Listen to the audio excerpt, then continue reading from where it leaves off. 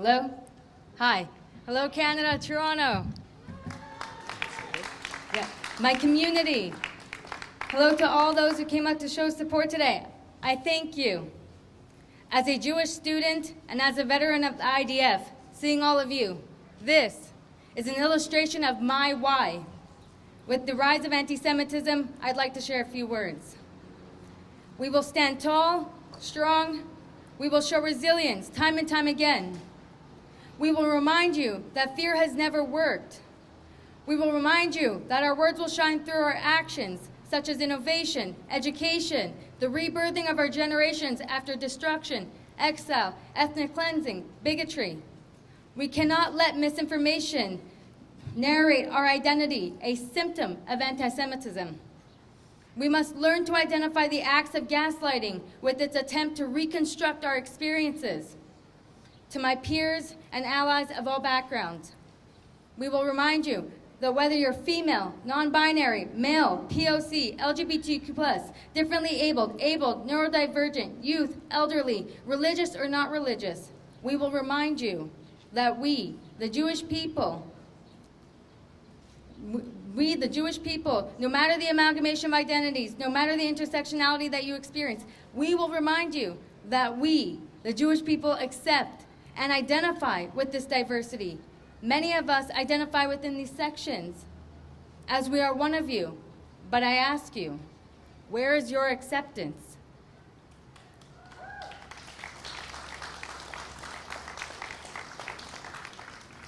Recognizing that people share various identities is crucial. A terrifying thought is one where people pick and choose who is worth the advocacy and who is not.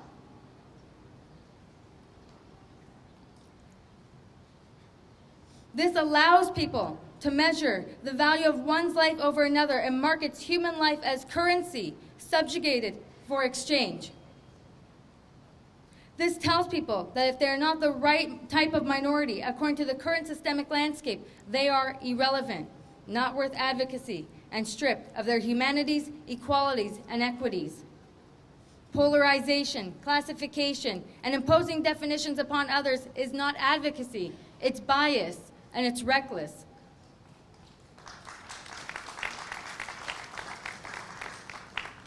With the surge of anti-Semitism, we must promote consciousness across the world and Canada's leadership and its administration in order to motivate them to legislate, educate, and act to combat anti-Semitism.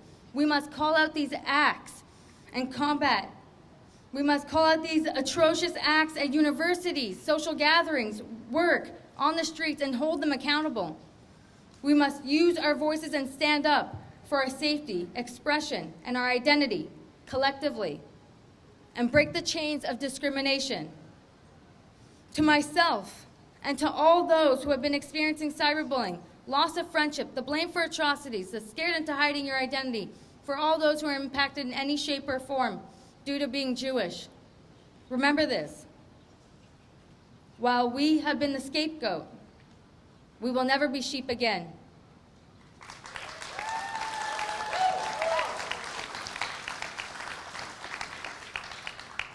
These violent acts can't be left unaddressed or be deprived of attention. We have the right to self-determination. Israel has the right to defend itself. We will not plead. We will stand, and we will say collectively, never again.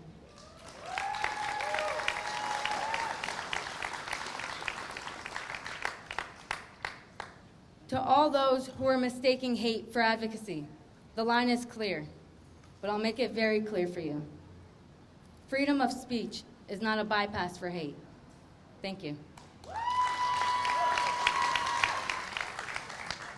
Thank you. I agree with the rabbi. It is very easy to stand up for ourselves, and it should be done on a daily basis. It is no secret to any of us that incidents of anti-Semitism are spiking, not only throughout the world, but right here in Canada. Some sources suggest that acts of anti-Semitism are approaching rates not seen before the Holocaust. Since before the Holocaust.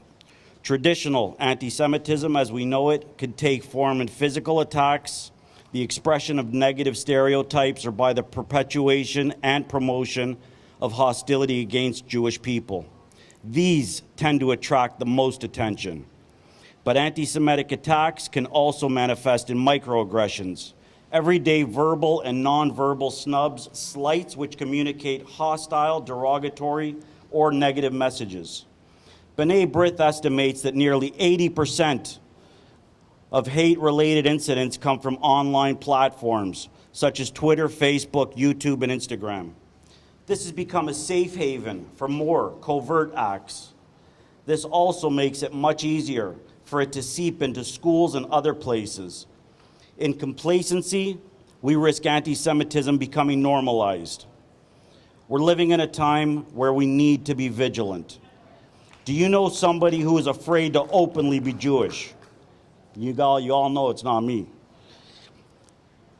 Someone who doesn't want to wear a kippah. Someone who doesn't want to fly an Israeli flag. Our students on campus being harassed for their Judaism. Zionism and Judaism are interlinked 100%. So anti-Zionism is anti-Jew hatred, and it's everywhere.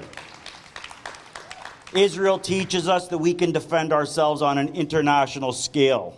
We need to teach our kids, students, and communities how to defend themselves on a local scale as well.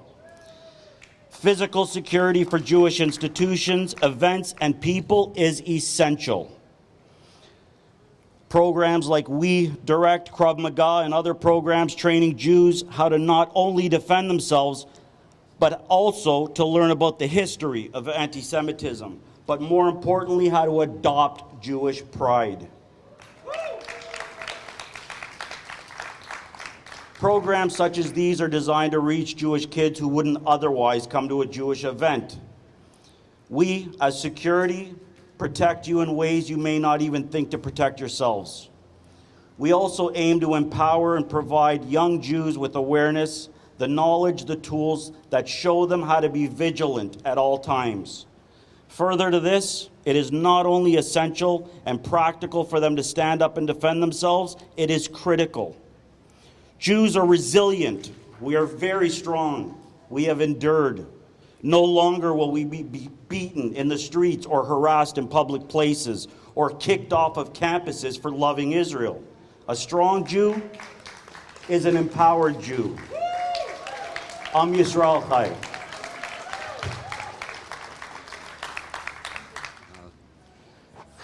Shalom, good afternoon. My name is Daniel Corin. I'm the Director of Hasbara Fellowships Canada.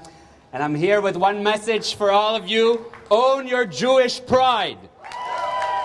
Own your Zionist pride. And do not let the haters get you down.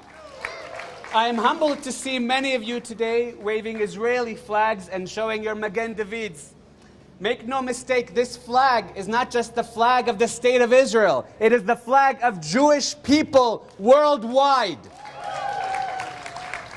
Right now in Brussels, in Berlin, in New York, in Toronto, there are people afraid to publicly identify as Jews. People afraid to wear the Magen Davids. This week I was at a park church in Dundas wearing my Magen David, and a woman came up to me and said, I want to commend you, I want to thank you for wearing your Magen David in public. I am Jewish and I am not brave enough. This is not Berlin circa 1933. This is Toronto circa 2021.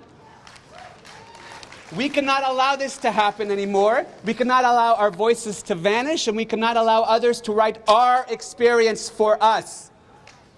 All of you wearing your Magen Davids now, never take them off.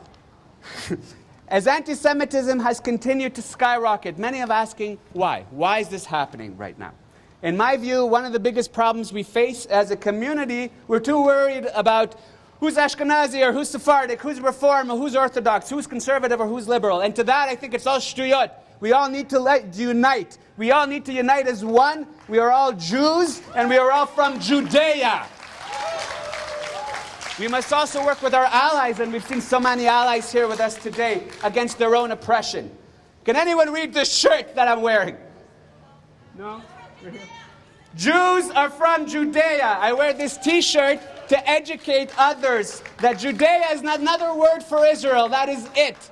Okay, we are not from Poland or Ukraine. We are not from Tashkent or Casablanca. We are not only a religion, we are a nation, we are a people. It is time that we understand this. It is time that we come together. Forget about the semantics and present a united front.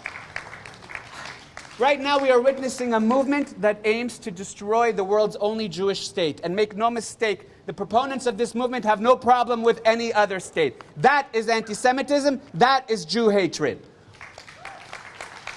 As Jews and as Canadians, we have a unique responsibility to educate those around us about Judaism and about Zionism. And we also need to educate ourselves, because there's so much misinformation in our own community.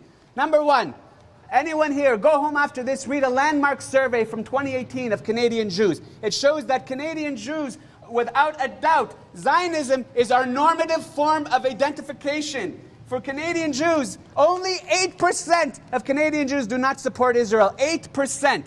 For any anti-Israel groups that have Jewish in their name, and I won't name them, I won't give them the satisfaction, they are fringe, they are a fringe radical minority. Just because they are the loudest on Twitter does not mean they represent us or our community. Number two, do not let others to define Zionism, Judaism, or anti-Semitism. We get to define these terms. If you see it, call it out. Okay? If you are a true progressive, you support Zionism, which does not negate the experience of Palestinians or Arabs. I have met thousands of Zionists in my time as a Jewish community professional, and all of them support peace and prosperity for two peoples. If you are anti-Zionist, you are anti-peace. I see a great sign here, so I believe somebody that had it. It is only anti-Zionists who want to see death and destruction. Do not forget that. Number three, you can indeed support Palestinian rights without supporting terrorism. You can support Palestinians without supporting Hamas, without supporting the PFLP. You can support Palestinians and Israelis alike because neither of us are going anywhere. Number four, as I said, Jews are not only a religion, we are a nation. As a Bukhari Jew, I like to remind others that Jews comes in all shapes and sizes and colors. The reason we speak different languages today, the reason Jews are scattered, is because we were exiled from our homeland. But we never lost sight of who we are. For thousands of years, for those of us in the diaspora, we yearn to return home. For thousands of years, we kept Israel in our hearts. That is Zionism, and it predates political Zionism by millennia. Take this knowledge and educate those around you. There are 22 Arab countries in the world. To quote the great Hillel Neuer, tell me, where are your Jews? Yemen, Iraq, Egypt, Syria, you all had huge Jewish communities. Where are your Jews? They are gone. Because the only apartheid that exists today is in the Arab world. It does not exist in Israel. Number five, and this is my last point, this conflict is not about the settlements, it is not about Sheikh Jarrah, it is not about the Gaza Strip. It is about the Arab and Palestinian refusal to exist, to accept our right to exist, to accept a Jewish state, to accept that we have a right to our homeland. That and that alone is the greatest impediment to peace. Some of you might know I run an organization called Hasbara Fellowships Canada. We train students to advocate for Israel and combat anti-Semitism. And to all the students who are here, I repeat, do not allow the haters to rewrite your experience. Do not be silent in the face of anti-Zionism on your campus. When student groups speak about the indigenous Palestinians without mentioning the indigenous Jews, raise your hand, refute their arguments. Tell them that you do not need to support one people at the expense of another people. Tell them you will not allow them to rewrite our history. Tell them that Zionism is beautiful because Zionism is peace. Zionism is coexistence. Zionism is progress. Students, when you go back to your campus, be proud of who you are, be proud to be a Zionist, and be proud that you support peace and prosperity for Israelis and Palestinians alike. I'll leave you with this short poem. I hope you like it. Until the day that I die, Am Yisrael Chai. Thank you very much.